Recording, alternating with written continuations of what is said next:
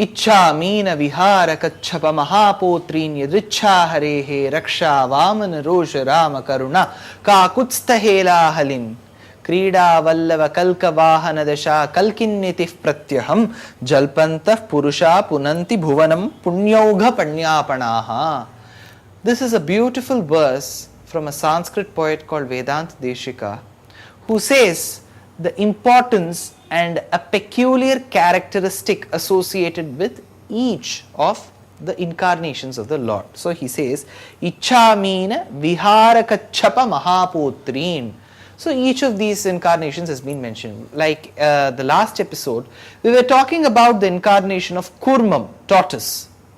While the Devas and Asuras were churning this ocean of milk with the Mandara mountain as the churning rod and Vasuki snake as the churning rope, they were churning.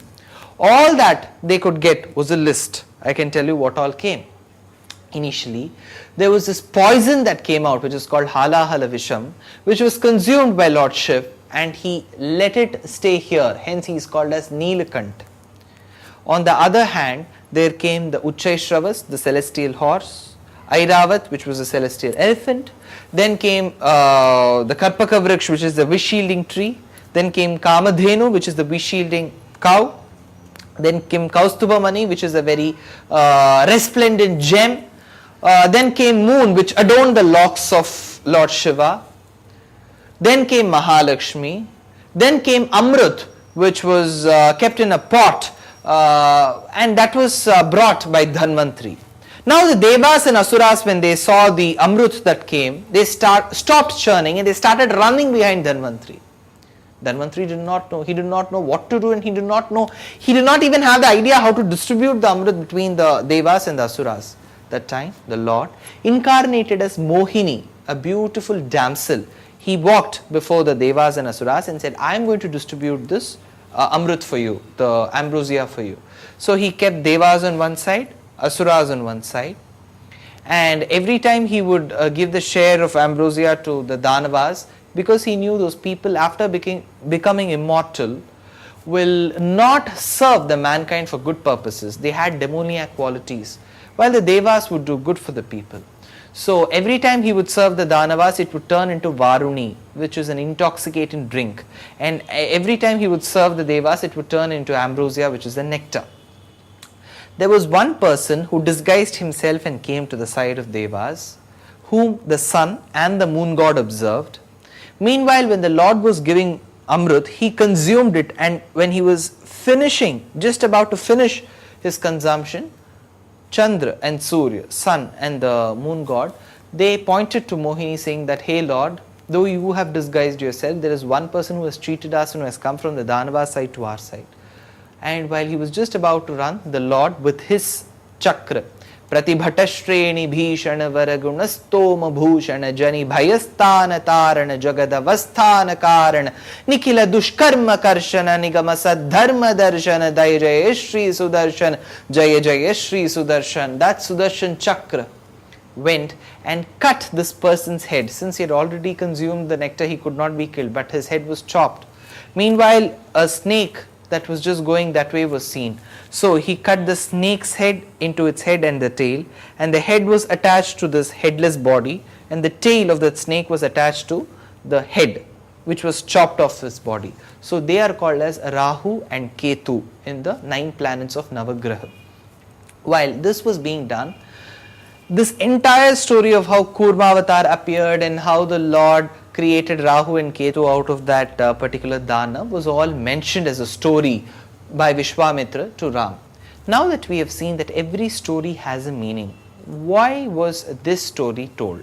Because when Shiva had consumed poison, this particular story was enacted because in the same Ramayana, in Yuddhakand, it will be observed that with Nagastra, Ram's brother Lakshman swoons.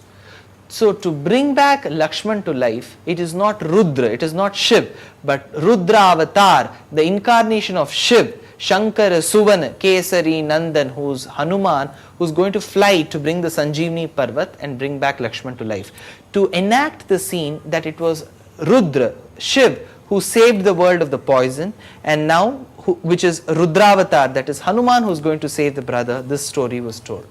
Moreover, there is one place where he mentions about the incarnation of the Lord as a lady, as a damsel, which is called Mohini Avataram.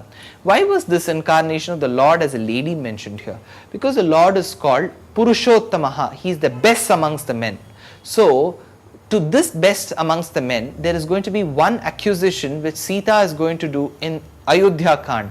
When Ram has been asked to go to forest, he comes and tells Sita, Sita, for 14 years I may have to live away from you, so don't worry, take care of my mother, live happily in Ayodhya, I'll go back to the forest, come back in 14 years. She disagrees. She says, to every place wherever you go, I'll follow Ram. Wherever you live is my Ayodhya. This is not Ayodhya. Wherever you live is Ayodhya to me, so I shall follow you. Ram disagrees. She disagrees. Ram disagrees. She disagrees. Finally she says, it is my father's mistake for having got married me to you. He wonders, hey Sita, why do you blame your father Janak for this? She says, he thought he's going to get me married to a man. He didn't realize that it was after all a lady in the disguise of a man. Kim tvam anyata vaidehaha pitame mithiladipah ramajamataram prapya striyam purusha vigraham.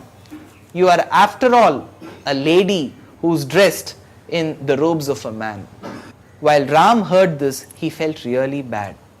But to convince Ram or to keep Ram prepared of such a situation where somebody is going to accuse the Purushottam, the Maryada Purush Ram, of being a lady. Being a lady is great, but accusing a man that you're a lady, that needs a lot of courage. To keep him prepared, Vishwamitra told, hey Ram, remember you as Narayan incarnated as Mohini, which is also an incarnation of a lady, a damsel. So this particular story of Kurmavatar was mentioned so as to tell us of the fact that every shlok, every anecdote, every little story in Ramayana has some kind of an importance that it bears in the later chapters. While Ram, Lakshman were listening to the stories, they walked by, they reached a hermitage, and the hermitage was very, very peaceful. Ram walked, and while he walked, suddenly Vishwamitra said, I need to tell you the story of this ashram. This ashram is a great place where great sages have meditated. And Ram asks, whose ashram is this? Vishwamitra says, this is the ashram of the great sage Gautam. Gautam was married to Ahalya, who was one of the most beautiful creations of Lord Brahma. But while she was married itself, Indra, the god, he was bent upon attaining Ahalya. He was interested in Ahalya, but she was married and she was now the wife of Gautam Rishi. One day, Indra, in the urge of attaining her, came and started crowing.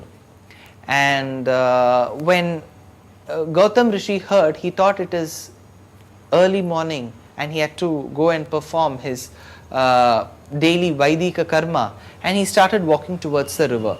While he walked towards the river, Indra, in the form, in the disguise of Gautam Rishi, walked inside the ashram, and he slept next to the sleeping Ahalya. He hugged her, and at that particular point of time, Ahalya turned towards the side of the so-called Gautam Rishi, and while she hugged him, she had the feeling that this is not my husband Gautam. She knew it must be the god who's Indra. So there are two versions here. One version is, according to Ramayana, Ahalya very much knew that it was Indra who had come in the disguise of her husband, yet she was reluctant to tell Indra that I am not for you, I am somebody else's wife, and let's have some fun with him. So this was one of the feelings she had. Some others say, my husband Gautam Maharishi, every day he performs yajna, and in that yajna there is one mantra, Indraya Swaha. So there is one particular mantra which denotes Indra. So Indra is a god whom my husband worships. So when the Lord himself comes before, so why should I not satisfy him, was her thought. Say some. So whichever version it is, she knew it was not her husband, it was somebody else. So she lived with him, and meanwhile Gautam Rishi, who had gone to the river, realized that it was somebody else's prank, and the minute he came, he saw himself in another form, and he really got angry, and so he cursed, hey Indra, you will be your entire body, which you think is one mass of flesh which you can impress so many women, will turn into a body of 1,000 eyes, and you will become the most ugliest creature on earth. And he cursed Indra. Meanwhile, he said, Hey Ahalya, I curse that you should feel for what you have done by being invisible. Adrishya bhava, you will become invisible. And Tulsi Das, who wrote his regional version in Hindi, and Kamban, the Tamil poet who wrote the regional version in Tamil, are of the opinion that she was cursed to be a stone.